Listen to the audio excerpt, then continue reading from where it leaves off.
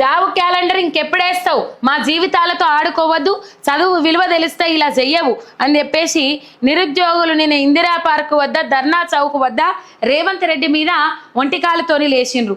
ఏమన్నారు? ఆనాడు అధికారంలోకి వస్తే 2 లక్షల ప్రభుత్వ ఉద్యోగాలు ఇస్తాము, 2 లక్షల ప్రభుత్వ ఉద్యోగాలు ఇస్తాము. పోయిన ప్రభుత్వంలో ఉద్యోగాలు ఇవ్వలేదు, 1,61,000 ఉద్యోగాలు ఇచ్చినప్పటికీ కూడా పోయిన ప్రభుత్వంలో ఉద్యోగాలు ఇవ్వలేదు అనుకుంటా పోయిన ప్రభుత్వంలో నిర్వహించిన పరీక్షలకు నియామక పత్రాలు అందించి, పోయిన ప్రభుత్వంలో చేసిన నోటిఫికేషన్లకు నియామక పత్రాలు అందించి సంవత్సరంలోపు నేను 59,000 ఉద్యోగాలు ఇచ్చిన ఏ ముఖ్యమంత్రి ఇట్లా చేయలేడు, గవర్నమెంట్ ఉద్యోగాలు ఇన్నిగానం భర్తీ చేసిన వాళ్ళు ఎవరు లేరు అని చెప్పేసి డబ్బా కొడతా ఉంటే నిరుద్యోగులకు ఎత్తి మొత్తం మీద ఖబర్దార్ రేవంత్ రెడ్డి, నిన్ను ఊడగొట్టేదాకా మా ప్రయాణం ఆగది, మా పోరాటం ఆగది. ఆనాడు 2 లక్షల ఉద్యోగాల సంవత్సరం లోపు నువ్వు నిరుద్యోగులకు ఇస్తానన్న నాడు మేము కాళ్ళకు బల్పాలు కట్టుకొని మా అవ్వయ్యలను ఒప్పించుకుంటా ఊళ్ళల్లో తిరుక్కుంటా మేము చదువుకున్న పుస్తకాలు పక్కకు పెట్టి నిన్ను గద్దెనెక్కించేందుకు ఇలా పోరాటం చేసినాం.